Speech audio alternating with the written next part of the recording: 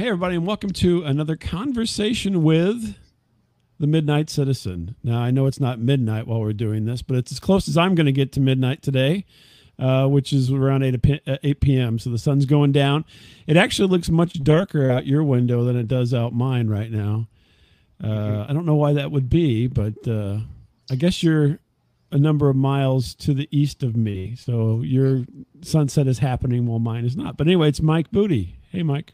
Hey, yeah, we have a big old series of storms coming through right now. That's why it's much darker than it usually is. Yeah. If we lose you, we'll know why. Mm-hmm. I shouldn't be. I honestly, that's one of the benefits of living next to a hospital. I live next to the city's biggest hospital. And so we almost never lose power over here. So I was going to say they always have the machines going that go bing. I have to keep running. No matter what, so that's a Monty Python reference, by the way. But anyway. Yeah, no, I don't know. I know some Monty Python. I know the wink, wink, nudge, nudge. Say no more. Say no more. Yeah, and the lumberjack and all that stuff. But I was never really a great big fan of Monty Python. I obviously I grew up watching bits of Flying Circus whenever you could get them on television here. And obviously, Search for the Holy Grail, right? Oh, right, yeah. It was a big deal. Yeah, that was every time we would have a church lock-in, they would lock the doors so you couldn't get out. And they would play Holy Grail for you, really? Oh, yeah, we played. Yeah, that was basically the excuse to go to those church functions. When I grew up in the mid-'90s, is to watch Holy Grail. You knew that somebody was always going to sneak it in. So. Oh my gosh, that's interesting. I would have never thought that would, considering that the meaning of life, or not the meaning of life, but Life of Brian is goes over very little with the church crowd because of the false prophet aspect of everything. It does, but again, this was Holy Grail. Holy Grail was just its own thing, and I don't really know if anybody knew all of that. I didn't know certainly at first that Monty Python was a whole other thing. I was so confused why that title, Monty Python and the Search for the Holy. I was like, what is Monty Python? And I didn't learn about it until probably early high school when I actually did start renting their other movies. And Life of Brian was one that definitely, had an impact on me for a very brief, period of time. But I never really stayed with them that much. I love John Cleese's acting work, Fish Called Wanda. Yeah, so good. But other than that, it's I'm sorry. No, it's perfect. Interesting, because so you and I are not the same age. I'm a bit older than you are, but when I was young, so Monty Python was played on the PBS station, right. And it was well after it was in the UK, right? But they played it every Sunday, and just a weird aside. I was a young kid, not even probably even 10 years old or anything. And I literally thought it was going to be a circus. And I told my brother, who was older, I go, we got to stay up and watch this circus. And he's like, yeah, whatever. He's older. Did you not pay attention to the flying part of it too? Did you wonder, I just assumed they did a lot of trapeze work. Oh, that makes sense. Okay, yeah. And then we watched it, and it was, hilariously weird. Yeah. And I was hooked, and I'm like, oh, it's not a circus. So many things in my life, I am totally wrong on the context at the beginning. And then I end up falling into things that I like a lot. Right. Based on very bad information. Yeah. What is the British origin of Flying Circus? Do you have any idea what that means? I have no idea. I think I used to have... I had all the scripts, right? So they put out a book called the Monty Python and all the scripts or something like that. And then I read that and in college, and they had little bits of information in between there. And I believe Eric Idle came up with Monty Python as a name. They didn't want it to be any one of them, right? Because they were, more of a group. But I don't know who came up with Flying Circus. I don't remember that from the book. But yeah. I think it was just kind of absurdist, very absurdist humor. Yeah. And so that kind of goes along with that. Because, I mean, they had, you know, Dinsdale, and they had all these weird, you know, Mrs. Nesbitt and all these kind of weird names. So Monty Python was just another weird name, Right. in a bunch of weird names. Yeah. My pet fish, Eric. You know. Yeah, I didn't know anything at all about Flying Circus until I think they would occasionally play them on. So I was just like a background, so as a reference, I was born in '82. So you know, kind of I don't know. That's probably when I watched them. Right, and they call my there's this sociologist who wrote a book a while back, and I think he coined the term elder millennial, which I elder millennial. Yeah, basically describe. They love to make up words, don't they? It makes us sound old. It makes us sound older than anybody who was born before '82 somehow. It's like makes you sound millennial. It makes you sound old and also young, like you don't know anything at the same time, you know. So I love that. But yeah, so when I first became aware of Flying Circus when I was working at Suncoast Video. So I worked at Suncoast in like my sophomore to junior year of high school, and so we sold pretty much exclusively. I've talked to Chad Bowers about this. That was like the only place in town where you could get Flying Circus and you could get like Dragon Ball Z. Yeah. So that was just. And Chad worked on Dragon Ball Z. He did. That's why I've talked to him. Yeah. I was like, wow, I said to him, you were kind of the reason I had a job in high school. Like, thank you. You know, so that's great. Yeah. I'm a member now of on like a Facebook. There's like there's a group for people who used to work at Suncoast, and I didn't work there nearly as long as a lot of other people. I was only there for like a very short amount of time. Like I think I've worked there for 6 months in total, but it was enough. I feel like I have some credentials for having work there, because it was kind of like the premier place to get overpriced videotapes. So it's interesting because that's a point in time that is gone and will never return, right? So I worked in a video store. I didn't work at Suncoast. I worked at like a neighborhood rental, video rental place for about almost 2 years, I guess. And during that time period, I mean, it was, to me, looking back on it, and I'll ask you the question, it was magical. It was a magical time to be young and working in something that everybody was interested in. Right. No, you're absolutely right. Like, after I worked at Suncoast, like later on that summer, I got a job at Blockbuster to kind of every job that I've ever worked at, by the way, is now obsolete. It's gone. Like, it's like once I worked there, if you want to like destroy your business, hire Mike Moody. It took a while after I quit for Blockbuster to shut down, but I did work at Blockbuster, and the one thing I regret is that like I was kind of there at the very end of like the mom and pop era. So like in the town where I grew up, there were several video stores, and they were almost all mom and pop, with the exception of one that was in a gas station, and they were the ones that had all the video games that we would rent. So like, and I wish I would have kind of worked there, because it seemed like that was a place where you sort of had some control over the inventory. There was like a little bit more individuality that went into it.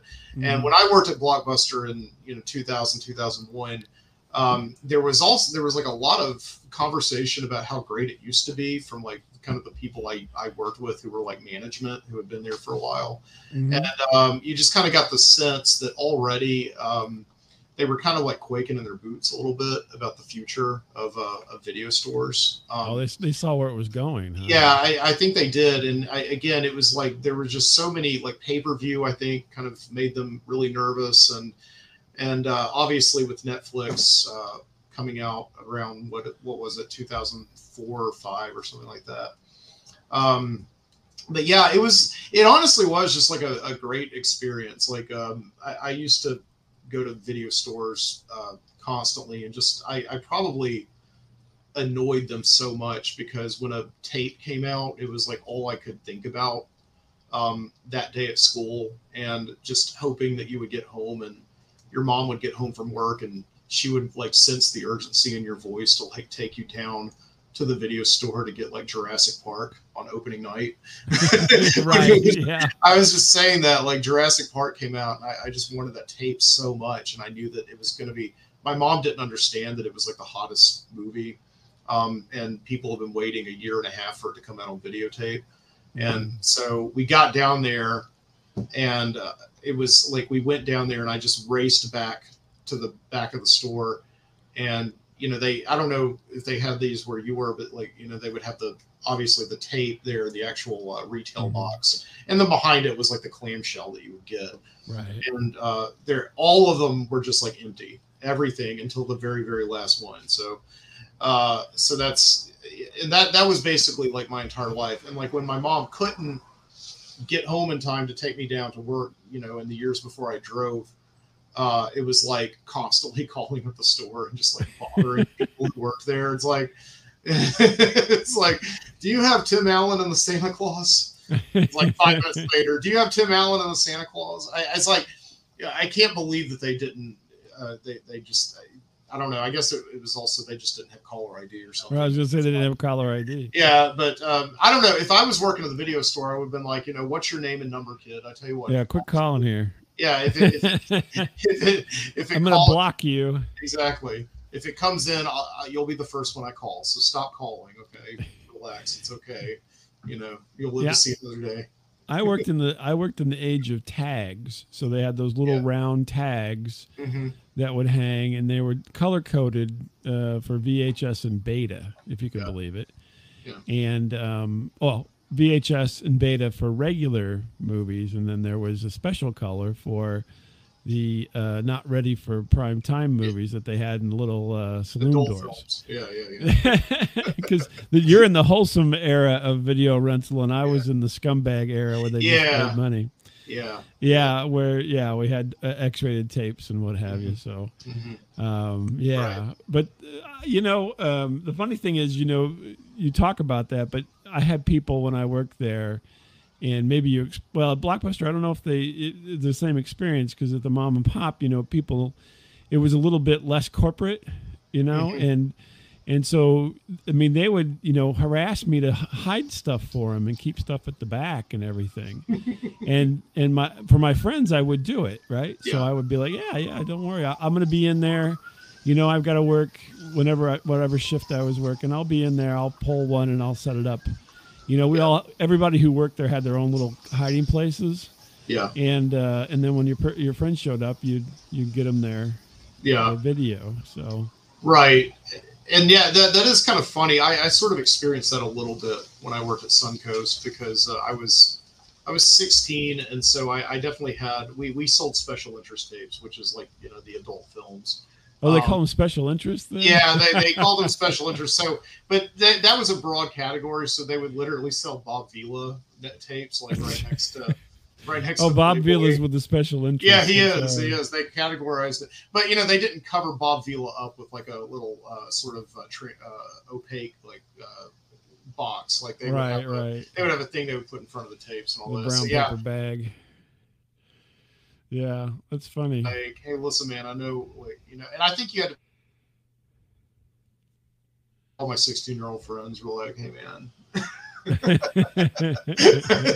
So, you know, yeah, that was like, I experienced that just a little bit, but probably not to the extent that you did. Yeah, the horror, in hindsight, at the time, I mean, I'm, overall, in most cases, I start out as a fairly naive person and go into it with, you know, doe eyes and so forth. But I worked when I worked at the video store. I worked at United Parcel Service, and so the United Parcel Service guys would always be like, you know, we did a whole show on our podcast called Disney and a Porno, and so they would want a Disney for their young child and a porno. And so then they would want me to set aside a Disney and a porno. And, you know, I always thought that when I was working there, they should have done a promotion called Disney and a Porno. They never did, but probably for obvious reasons. And again, they would have to tag it euphemistically, so like the alliteration wouldn't work out anyway as a promotion. But the funny thing was, they'd always come back in the wrong box. And so we had to be diligent on all Disney movies to make sure that there wasn't a porno in there. Yeah, and that's really funny. Yeah, the funniest thing that probably happened to me at Blockbuster is like we would get I think Boys Don't Cry, you know, that movie with Hilary Swank. Mm-hmm. It's a really good movie. You know, it is a great movie. Yeah, but it became one of the hottest rented movies when I was working there. It was a big, you know, Oscar contender and all that. One day the box comes back, we open it up, and it's a porn tape with, very alliterative title. Right. I can't say, I'm sure even if this were, even if this were on HBO or if this is uncensored or whatever, I still would not say it. But I was shocked by it as a very naive 16, 17-year-old. And so it came back, and what I was surprised about is that the customer called about 2 hours later and said, "I think you have my tape. Yeah. Can I come and get it from you?" And it's like, why would you? It's like they probably paid a pretty penny for that. Maybe so. I don't know. But the funny thing is that when they showed up, like we had taken the tape and we had put it back in our manager's office, and we didn't tell our assistant manager that the customer was coming back in to retrieve it. Uh-huh. And so when they showed up, we had to say, they said, I believe you have my copy of, and they actually said the title of the name of the video, which was so funny to me. Yeah. And she says, can you get it for me?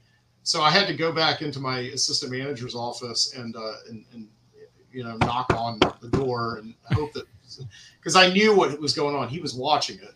Right. So no. yeah, because he was a perv. Oh my gosh. It was eventually, he was eventually fired a few months later for stealing Third Eye Blind CDs. But that's terrible. Yeah, but he personally brought it up. He took it out of the VHS and he brought it up to her and said, "I apologize, here it is." And she's like, "Did you watch it?" And she's like, "No, ma'am, that's against our policy." And so against our policy. No. The funny thing is, so at the time that I was involved in this, I worked with a lot of women, and so it wouldn't be unusual for me to be the only guy in the building, right? And so then I would always have to do all that stocking, right? Mm-hmm. So all the pornos and everything, which I thought was rather sexist, but I don't blame them. But even at the time, I'm like, well, but I had to go put the tags out for the pornos because they did not want to go in there. Yeah. And I don't blame them. I didn't blame them at the time either. I just would tease them. But it was a very weird, situation. I mean, if you think about it nowadays, that would not fly. You know what I mean? No. They would be equitable, make everybody stock the pornos. Well, no, I don't think they just wouldn't have it. I mean, it would not be. Probably not. It would not be the norm, and that was the norm, and it was just so strange. Right. And it. I don't know if it's better or worse now because it's so freely available, right? Right. Pornography. Right. But I mean, the people who are coming in for pornography were not shy about talking about it, and unfortunately, they always engage me in conversation. Mm-hmm. And I wasn't, and still am not really a person that enjoys pornography. Yeah. Right. That's not my. I would rather watch Jurassic Park. I'm still a 12-year-old kid.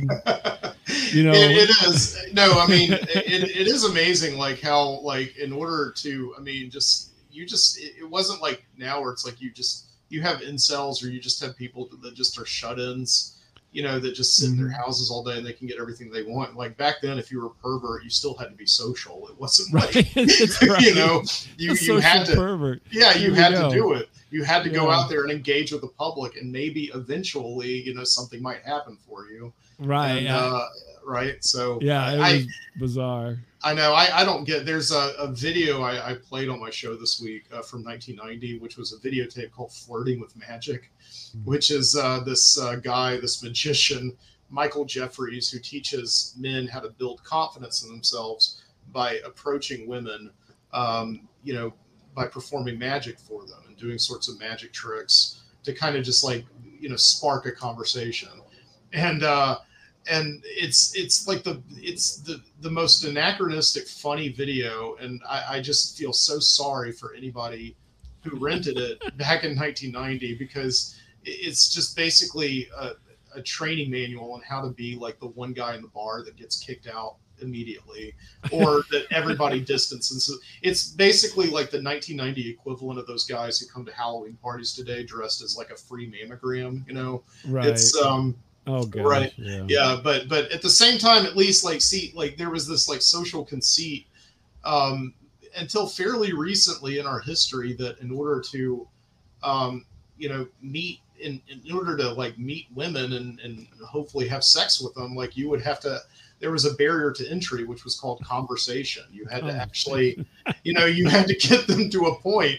And I'm so incredibly relieved and happy that I met my wife before that became the norm now. Like the conversation and like going and meeting people in public is not, I don't believe it's a thing anymore. I don't, like, as a, really, you don't think so? I think, I mean, I think to a degree it is accidentally, maybe, like, but I don't think people intentionally go to things anymore to like meet to meet and hook up, and like especially hook up, like, you know. I just think it's too damn easy for them now. Like, I mean, I have a friend who is, you know, in his 40s and he's single and all that, and that's what he does, and it's totally fine. It's like there's no judgment at all, but I mean, it's like there's it's completely, I think, different than it was just like 10 years ago now, where like, really?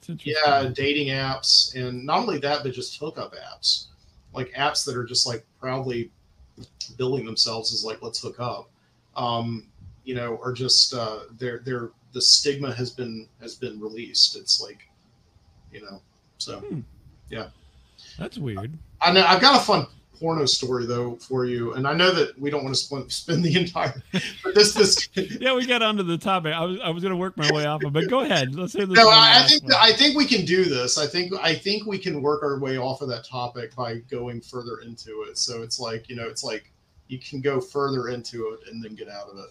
Okay. So we were talking before we started recording about my last name, which is like very unusual, and I do have a porno movie credit.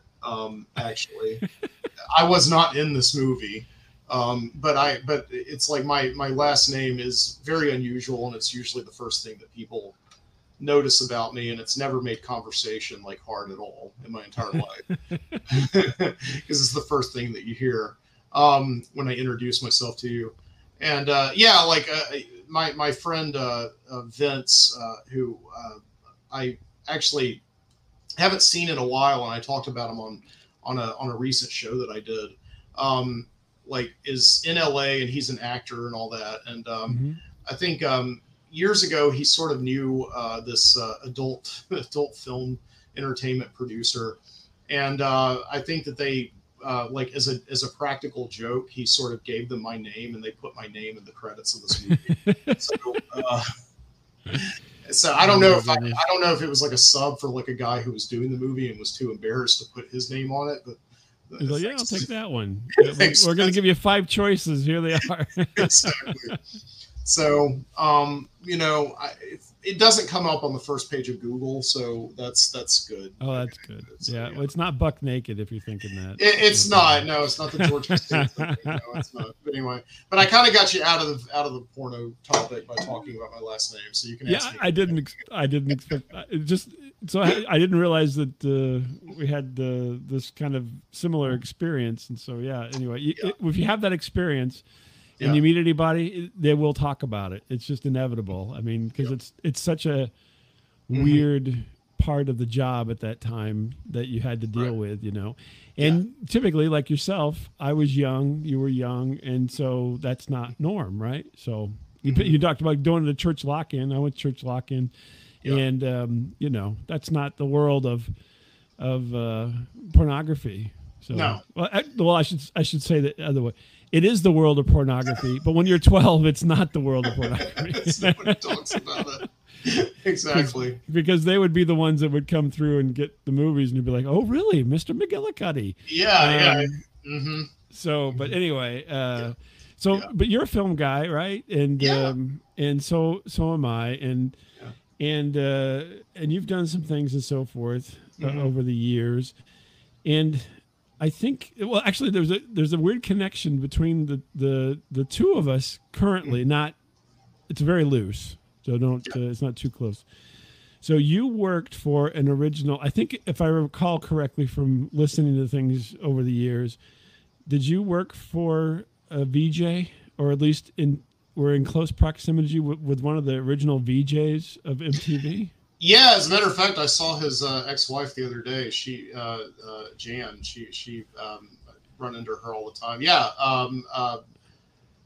Hunter, what's his name? Alan Hunter. Alan Hunter, yes. Yeah. Alan Hunter's from Birmingham, and I don't think he's living down here anymore. No, he lives in St. Louis. Oh, does he really? Oh, yeah. Is that right? Oh, okay. Yeah, that's the connection. So I don't work for him or anything, but well, there you go. He lives here in St. Louis, and he does a syndicated thing out of his house. Yeah, he works for XM still, does it? Or I think Sirius so, yeah. or whatever it's called now. Mm-hmm. Yeah, I think he does regular hosting on like the 80s channel with the other VJs. Right. Yeah, I think they're all still alive, except for the one that died early. JJ died. Right. And I don't know if Nora Blackwood died. Dina Blackwood. No, Dina Blackwood. Yeah, she's still around. I think I haven't had Sirius since COVID happened, because when COVID happened, there was no reason to have it anymore. But I seem to remember. Yeah, Alan Hunter was still on there last I listened. But yeah, he was a big fixture in Birmingham for a while. He opened this arts venue a few blocks away from my house called Workplay. In, I want to say 1999, and it recently got bought out. He gave up his interest in it long ago, but it recently got bought out, renovated by another group, and it for a while it was like Birmingham's only major like production space where you can, that had big sound stages on it, and it had a bar and like a concert venue, and that was where like the sketch comedy group that I was in college would perform. And so, Alan Hunter was just a big deal here. And his former wife, Jan, does a lot of theater, or has done a lot of theater over the years with my wife. Mm-hmm. So, it's a small town down here, but I had heard that he left. I didn't know where he went to. And I guess he's doing, at least last I heard, he was here in town, still doing his show, except out of his house now because of everything. And just like Howard Stern. Yeah. When Howard Stern started doing shows out of his house, like everybody did. Yeah, that was the end of that, right? Yeah, it's so sad, isn't it? It really. I mean, I radio. think. Yeah, I mean, podcasts are great, and you and I have been involved in that for a long time. Yeah. But I mean, it's not quite the same as old. Radio through the 70s and the 80s and early 90s was really at the peak, right? That was the peak of radio. I certainly grew up with like a very romantic idea of what it looked like. And I don't know, watching movies like FM and seeing like WKRP in Cincinnati makes me think that it was every bit as romantic as we're led to believe it was. Yeah. It just looked like a very special kind of where it's like every radio station like in town kind of was sort of able to do their own thing and kind of serve the community, and that's what I love the most about it. And they come up with their own promotions, like the WKRP Cincinnati episode where they drop the turkey and and all that, and I wish when it was around could have appreciated it more. We always get so annoyed by the things that we're familiar with.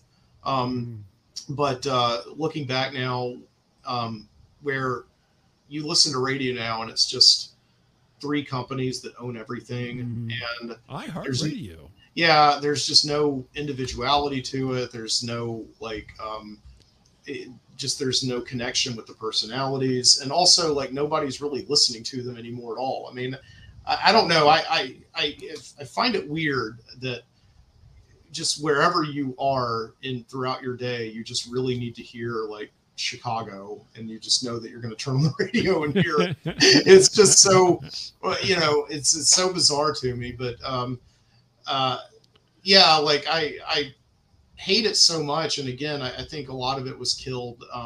I think a lot of it obviously was killed by, podcasting, which is what we do. But the only reason I think podcasting became so popular is that just people miss that connection with a host, with somebody. And maybe the radio just phased out, right?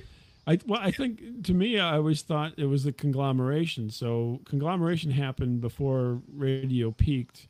And when the conglomeration of all of it, one company owning all kind of a situation, it got rid of, kind of the small town radio station, and it got rid of, you had local celebrities, and then it got rid of local celebrities for more, regional or national celebrities. And I think, unfortunately, and I'll predict here, that's what's happening a little bit to podcasting, only in the sense of the high ranked people, right? Yeah. It's homogenized, right? It's becoming homogenized. This is so, and everybody's going to be, everybody's going to turn off at this point, but hopefully not. But, I've been doing this for 25 years now. This is the 25th year. And I'm looking at it over this base, this time period, and I'm watching it, coagulate into a lump of vanilla. And that's not what it's supposed to be. And so we have, the good thing is there's no controlling interest of the whole business, right? Like there was in radio, where you actually had to have governmental permissions, right? But that may end up coming. I was talking to somebody recently, I guess in Canada, they're trying to put restrictions on podcasts. Really? We were talking about that. I was not aware of this, but what kind of restrictions are you talking about? Like FCC type stuff, to where you decency standards. Oh no, that's terrible. Right, and I mean, not that that's necessarily bad. We just went to talk about pornography being weird, but it is not what it's supposed to be. It's supposed to be open and free and Wild West, and you can have a couple of bros talking about whatever, and then you have a couple of intellectuals talking about the latest publication. So the width and breadth of everything is what we love about it. I think the problem is then with all the new people coming on, all they know is the names. Anyway, that's I'm going to get off my soapbox. No, you're absolutely right. And no, you're right. And it is tough. Like, again, I've been doing this off and on, very scattered since 2010. And you've been doing it very consistently since 1999. Right. I mean, when you started doing podcasts, or before it was podcast, when you started doing internet radio, I mean, I was a sophomore in high school working at Suncoast. Thanks, That's how Mike. long you've been doing the show. I'm sorry, but it's like impressive. It's so, I mean, we're talking to the original one. I mean, honestly, and talking about like MTV, like I know Adam Curry gets a lot of the credit, the credit, but I mean, it's like all he managed to do was essentially just amplify it and kind of put a name to it. He marketed it. He's the Steve Jobs of podcasting. Essentially, he was like Jobs. Jobs was not he was a creative person, but he was not an engineer. Steve Wozniak was the engineer to make the computer. Steve Jobs was the guy who connected marketing wise with people and sold it. On podcasting, Dave Weiner, he wrote RSS, and Adam Curry sold it. And but he was also the more known name. So and that's always the way it works. Did you see that documentary that HBO did recently about MoviePass? No, but I got to watch it. MoviePass is the same exact thing. Like these two guys came up with the idea and they spent 10 years trying to sell it.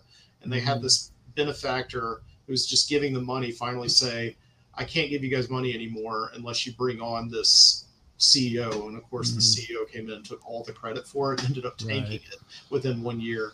But I know that's off the topic, but I know what you mean though. Like when we when we talk about podcasting, because we're so like hooked into it, we just have, again, like with Frank Evernora, like doing this since 2003, like we've all seen just the promise of it in the beginning. And it's hard to talk about it in a way that's not like doomsday-ish or philosophical or whatever, because it's like you see the same thing, because podcasting was gone. It was dead except for like us. And then Serial came out in like whenever it was, 2012. And then every show now had to be like Serial. And then Mark Maron's What the Fuck podcast came on, and then suddenly every show had to have a guest. No offense. No, that's fine. But and like, I'm not even against that. Like, I mean, even before What the Fuck, like I remember having guests on in the very beginning. And like I remember there was this guy on NPR that I had listened to a story of, and I liked him so much that I reached out to him, and surprisingly he agreed to talk to me. So I did an interview with him, but that was now 13 years ago, 14 years ago. So it just was like, this kind of explosion now where it's like, if you tell people you do a podcast, they ask, oh, what on? Right. It's like just this thing about the niches, that everything has to be about 80s movies, or it needs to be about Jean-Claude Van Damme movies. Or I saw a podcast today that was like, we're reviewing all of the Fast and the Furious movies. And like, I'm not judging all that. Like, obviously there's an audience for that, but it also is sort of just exhausting, because the way that I saw the possibilities of podcasting back in 2004 and 5 was that finally we can kind of do this old style radio thing where anybody can have a platform and they can talk about whatever they want. And it's like, of course, one of my favorite movies ever, I think, is to all people who do something like that, is Pump Up the Volume. Oh, and, we like listen to Christian Slater at the end of that movie, sort of pirate radio. Yeah. Christian Slater at the end of that movie just inspires everybody to create their own pirate radio station and do what he does. And so, that's what you sort of see the possibilities as. And then in 2024,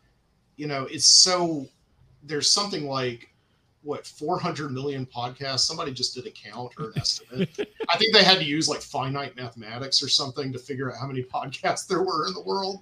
Right. And, you could travel to here and Mars back about, 500,000 times before you listen to them all. And between 2 and 5 million is the numbers that I've heard consistently. Right. Okay. So that's less, but than I said, but it's like, you're being facetious. So I was, I think I was, I don't know.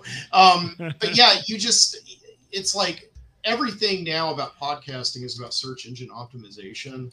And if you don't put something in those tags that people are going to like find, are going to be looking for, then you might as well just be sort of screaming into the void. And interestingly enough, I think I actually had a conversation with somebody else who does a show, and we were talking about that, and he was doing the on the fly, he was doing some calculations. Because we were having a conversation. There's this thing called Chartable. I don't know if you're familiar with Chartable. No. So Chartable it's like the charting. It's one of the charting systems for, it wants to be the Nielsen of podcasting, right? Chartable does. There's more than one, but Chartable's one of them. And I was talking to him. I said, because over the last 2 years, I've been on this whole kick about guesting, and I was guesting on his show. And I was telling him, I said, it's interesting because out of all the shows I've guested on, your show was the only one that's listed on Chartable. And the funny thing is, your show and my show are the only two that I've ever encountered on Chartable of the people I've ever talked to. Oh, wow. And so he's like, really? And so he was not as into it, but he goes, you know what? And he started doing these, I don't know if it was right or not. I just was like in the moment, right? And he says, basically, if you get 3 listens, chances are you're going to chart. Is that right? Yeah, because that, I mean, there's people that get millions of listens and everything, but the way the long tail works is that, because the chart goes to, I can't remember what the number, but a chart goes, down tens of thousands, I think. But anyway, he's like, then if you get a few listens a month, then you're going to chart. And so I'm like, well, what are all these people? Because they all say they get all these listens.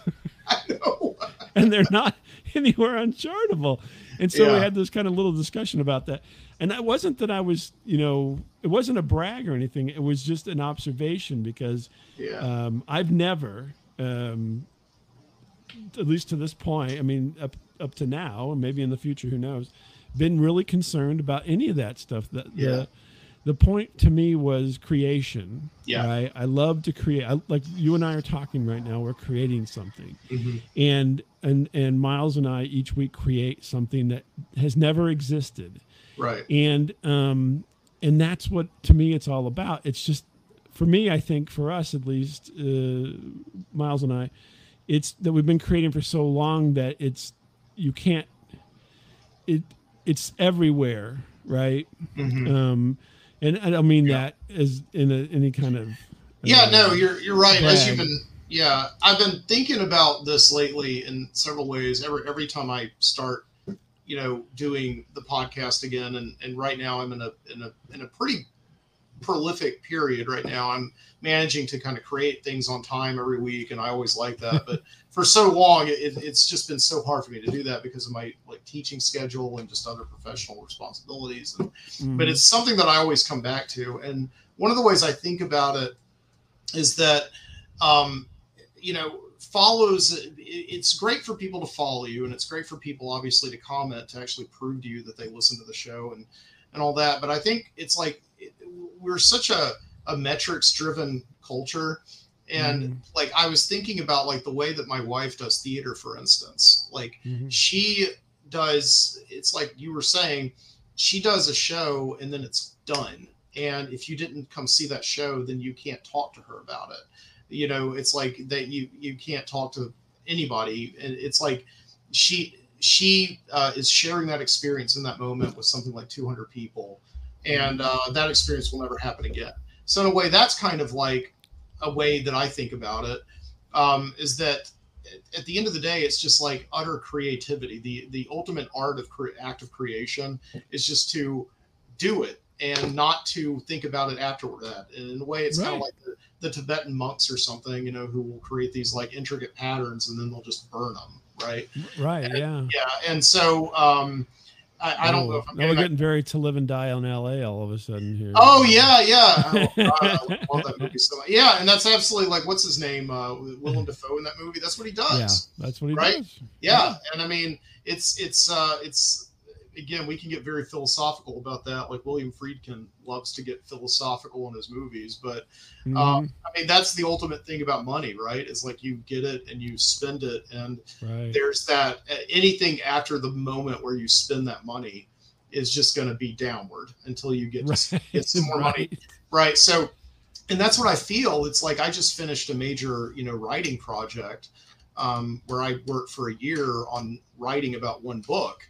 And it was so weird because I had to go before a committee of 3 people who said that they read my thesis. And I had to sit there and they asked me questions about it. And I talked about it for an hour and then it was done. And I was like, I just worked I told my wife, I just worked for a year and there's nothing. Right. So again, I think you worked for a year for that moment. Yeah.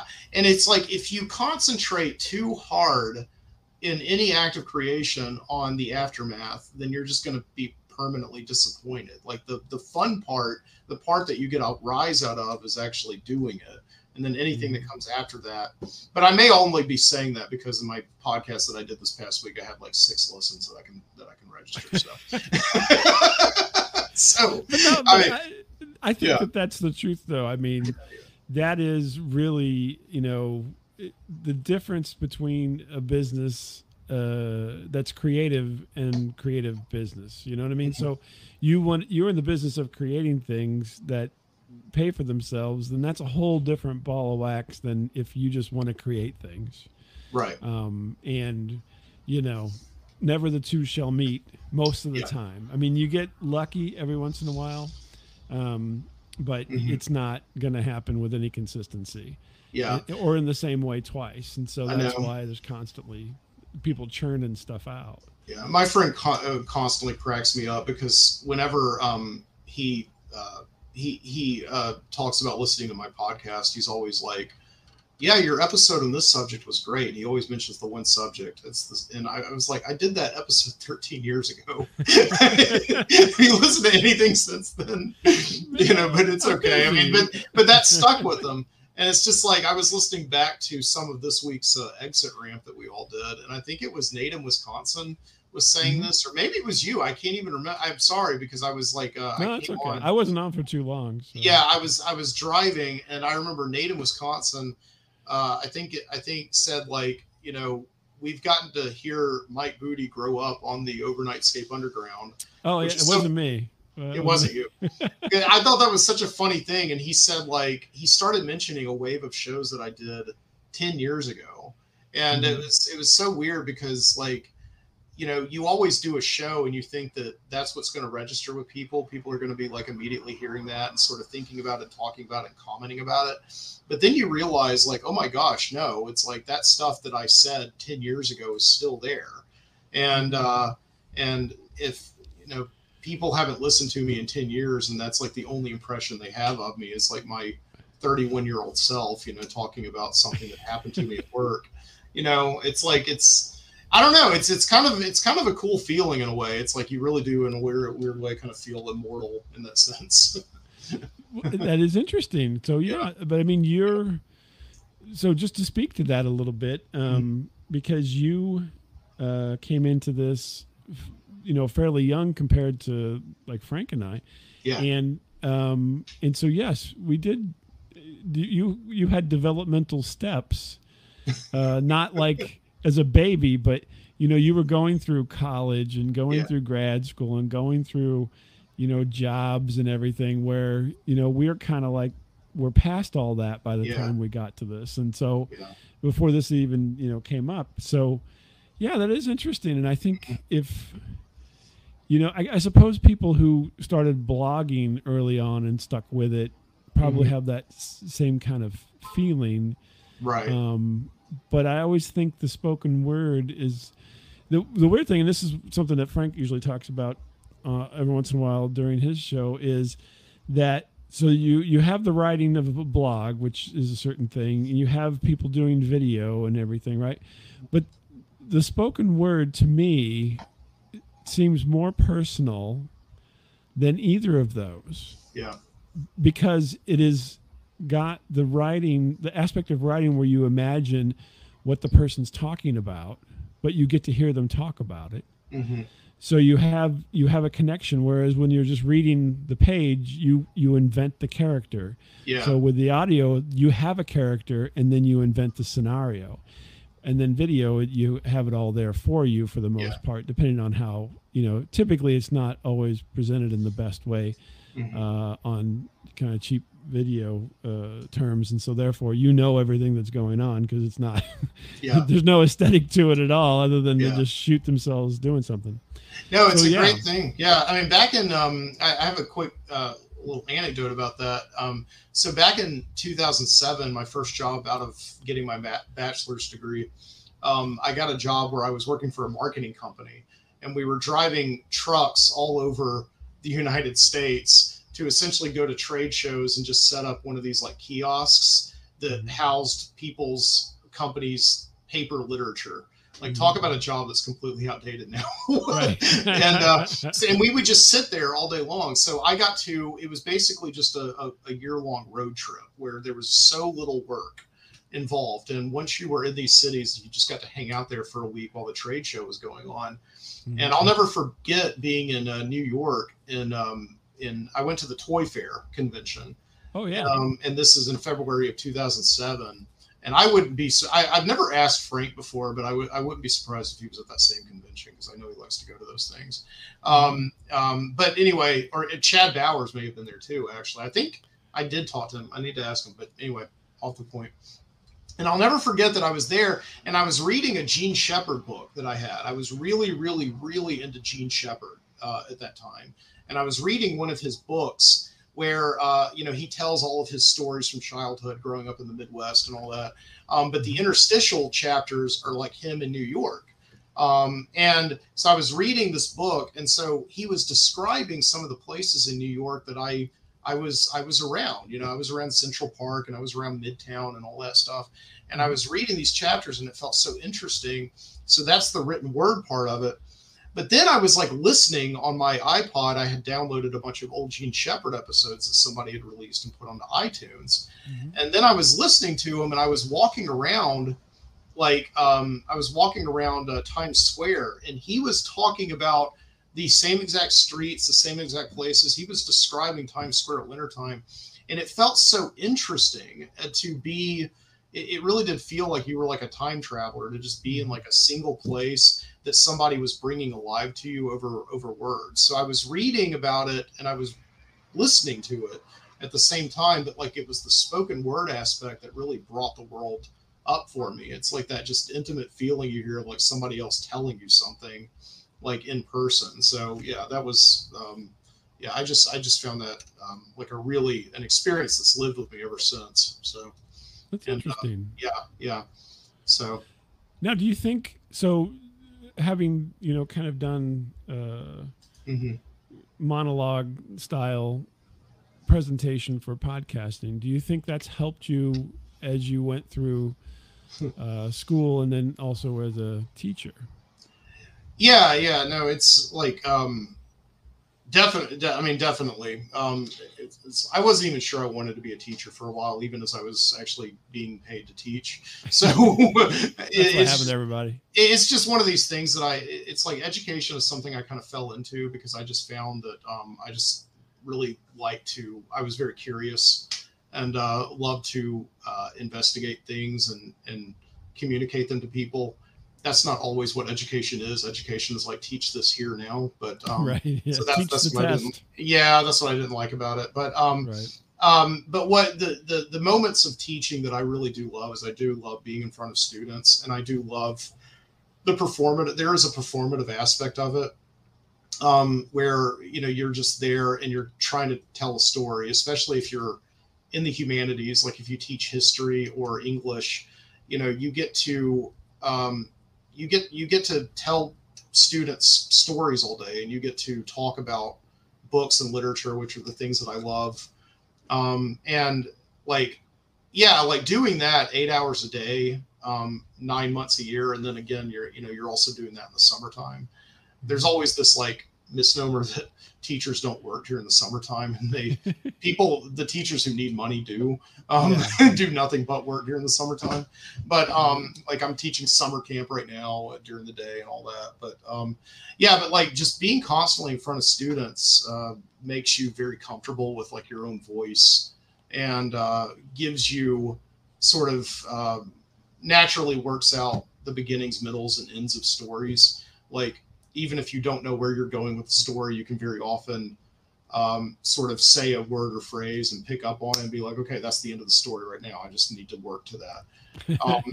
And so, it's just talking constantly. Now, that's not to say that there aren't some times, and this is one of the reasons why I really cooled down on podcasting for 3 years when I got a high school teaching job. At the end of the day, I came home. I didn't want to hear my voice. I was so sick of hearing myself talk by the end of the day. Tired of talking. Yeah. And it's like if you're an administrator or anybody or anything like that, you just work with people all day giving orders. And, it can be like that. You're just tired of hearing your voice. Yeah. I can imagine. Yeah. But I mean, also just like, again, I think it's just, I was driving around thinking today, like there's just been such a, movement of like teaching storytelling, like, like the Moth Radio Hour, or like, the TED, conferences the past few years. And there's been, I guess all this kind of stems from Toastmasters, this whole industry that kind of, has wrapped itself around just public speaking and kind of capitalizing off of the basic human fear of being in front of people. Right. And I was thinking about that today, and I just kind of wince every time I see some kind of ad come across like Facebook or or just like come in and like pay $1,000 and we'll teach you how to tell a story. And that always gets me so irritated, because it's like at the end of the day, you learn by doing it, and by just studying people who are really good at it. And I think for me, I was so lucky to like discover Gene Shepherd, who's just an absolute master storyteller. But also, like, in the beginning of like my show, I kind of wanted to do exactly Gene Shepherd's thing, and then I realized two things instantly: is that I didn't have nearly the kind of life experience that Gene Shepherd had.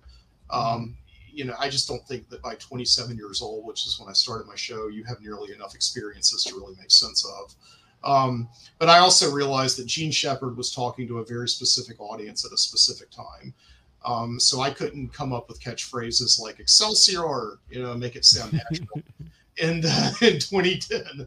So that's kind of where I started listening to Frank a lot, is the fact that like, this is a guy doing like, what if Gene Shepherd was still doing shows today? It would just still, it would be, adapting your voice and just like, being yourself, and just going out and living life and just having experiences that you can talk about and communicate.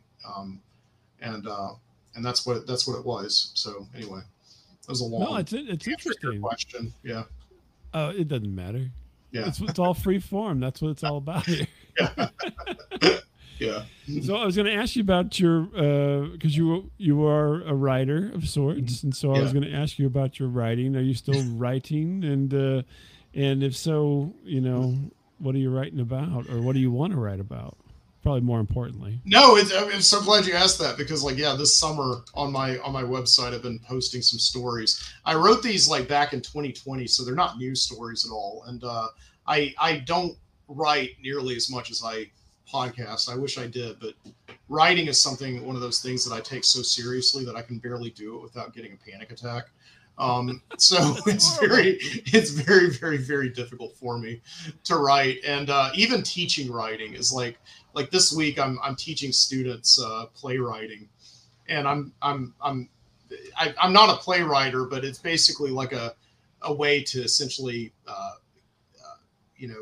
backdoor teach English to kids during the summer so that they don't lose some of their writing skills. Right.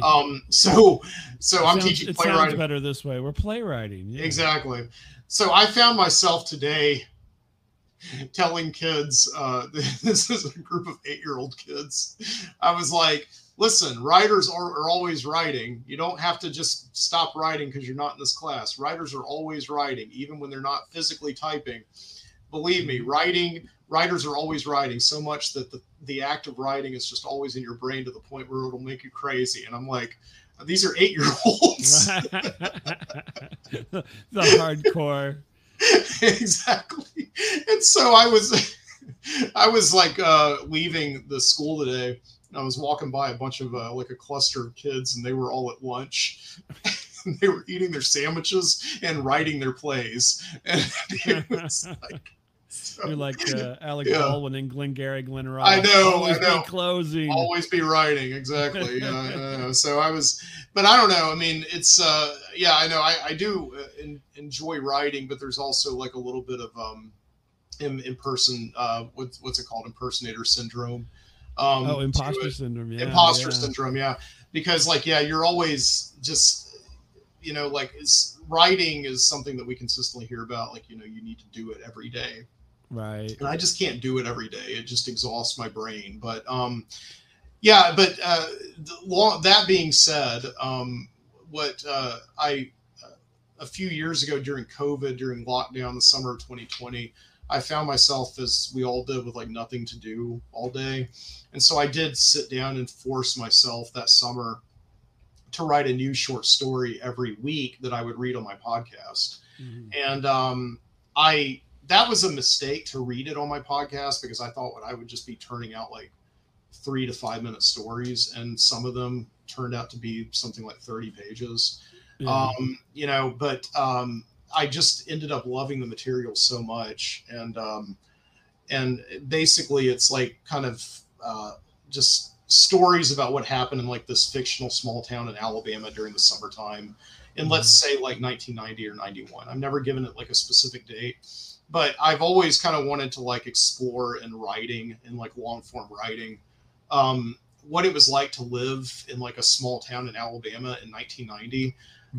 Because that was when I was like 8 or 9 years old. And like I was saying at the very beginning of the show, just the whole elder millennial thing. If you're born in the year, like if you're born in the two of a decade, I would say the 2 or the 3 of a decade, you really have like an uphill battle culturally, because like by the time you turn 7 or 8 years old and you suddenly kind of hit awareness of what's going on around you in a major way, you know, you're kind of like you're too old to experience the fun of the previous decade, and you're too young to sort of participate in the coming decade. And so what I'm trying to write these stories from the perspective of what it was like to sort of be an 8-year-old in like a small town that was a bedroom community of Alabama's biggest city. And so what did I remember about that? Well, I remembered that there was a healthy mixture of business people like my dad, who would be at they would buy houses in this small town because they were cheap, certainly much cheaper, much more affordable than buying a house in like the suburbs of Birmingham, Alabama. And then there was also, so there was a mixture of like the business class, and then there was a mixture of kind of like the, kind of lower class people. I don't want to say lower class. That sounds really but believe me, like, the true Alabama country people, you know what I mean? Right. People who had been there before it was a bedroom community. Exactly. So that's what I'm trying to say. It's like, it's this kind of weird culture clash, but again, from the perspective of an 8-year-old, everybody seemed to get along really well. And that's kind of what I'm trying to write about, where it's like just this, and I'm going to write some more stories to add on to. I've got 5 that I've already finished, and I'm posting a new one tomorrow. I've posted 2 already. So I'm just trying to kind of write it from the perspective of like what an 8-year-old sees in like in this town. It's like a very specific kind of observation, if that makes any sense at all. So no, it sounds interesting. I mean, and it's right. There's a whole group of elder millennials who grew up during this time, and that's the audience, right? So as well as other people as well. But I mean, they're the references and so forth are gonna hit real square with them. So yeah, exactly. That's the interesting thing. And then it's. But for you, it's a creative thing to do, and so then you get this, you get the creative pat on the back as you're doing it, and then you have something when it's done. So again, it's just one of these things that I'm kind of writing, and I'm very, very satisfied and very happy with it. And I've gotten some nice feedback from like a couple of people who have read it. My wife's not one of them. She hasn't read it, but it's okay. She's busy. You're married now. They don't really care what you're doing. No, they don't. But I will say that my wife was the very first person who ever commented on one of my episodes that I did in 2010. Oh, so really? She did. Yeah. She was like the first commenter I ever Were you had. married at that point? No, I was not. No, so. that was before we even knew each other, really. So. Oh, okay. Well, that's interesting. Yeah, it was. So anyway, so you got that. Yeah. So that was nice. So the podcast kind of did very early on what it was designed to do, which was like help me meet women. Really? No, that wasn't my goal. No. Yeah, it was. Yeah, no, I'm just joking. It was because I didn't have a girlfriend, so I needed something else to do with my free time. So, but besides go to the Blockbuster and rent porno tapes. But so we're trying to like bring them all back. Yeah, we're looping it all around. All the jokes, we're layering them. Yeah, but no,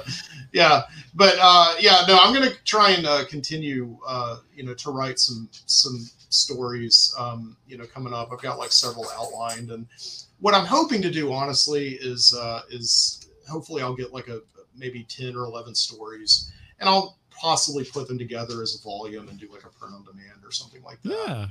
Yeah, I was going to ask you, have you published? I mean, even self-published. Have you published stuff for yourself, or even beyond that? No, it's just been one of these things where I've never had anything that I've felt comfortable enough with to publish. Oh, okay. I was gonna say. Yeah, it's just again, writing is one of those things that just I love doing so much, but I am like that perpetual like George McFly in Back to the Future, where it's like covering all this stuff. He can't take that kind of rejection. I can't. Yeah, I know. People see it. Yeah, and I mean, so I'm waiting, I think, for time travel to be invented. So like my future son, I guess I got to have a son first and go back and give me some confidence. So well, I will tell you.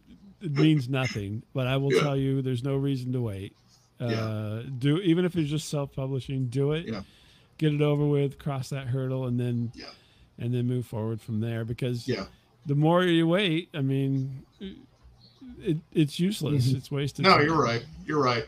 No, I know. And again, I'm constantly having like identity crises and all that. But the one thing that I'm very sure about is I do want to stick with literature and writing about literature. And that's kind of my chief goal, is that I just absolutely love research, which sounds, I know, like really boring to like a lot of people, but it's something that when I was that's the one reason why, like, I love it so much that I quit my job and went back to grad school full time, just so I could like sort of learn how to do it better. And, you know, and it just is one of those things where, you know, what ultimately fuels me is, you know, reading books and writing about books and reading about, you know, and reading people's essays and thoughts and opinions about books and all that, as well as other things like movies and all that. So I don't know. Anyway. No, I would just encourage you. No, there's no time like the present, you know. No, I appreciate it. Yeah. No, I've got it. I will let you know as soon as I've got a book out. This may be like the only author anybody's ever interviewed who hasn't written anything and published anything yet. No, trust me, there's a lot of them out there. Can you imagine like several? Yeah. Can you imagine like NPR, like Terry Gross being like, "We're interviewing Steve. Steve says that he's working on like a science fiction novel, and it'll probably be out sometime in his lifetime." In the next millennial. Yeah, exactly. I saw that Michael Crichton just got a new book published. He's dead. I know, he's been dead for 25 years. I think he died the year that you started doing your show. That's I love Michael Crichton. Yeah. But he, that gets to Jurassic Park as well. Yeah. I think they had manuscripts and they've, you know, somebody's come in and doctored them up. It's, no, my mother-in-law texted me. She said it was James Patterson, who's like, I think, released it, and I was okay. Wow, James Patterson, that's okay, but but I think it was like also his wife, and this is a major synchronicity the other day, because his wife, who wrote Michael Crichton's wife, who wrote Twister with him, you know, movie Twister,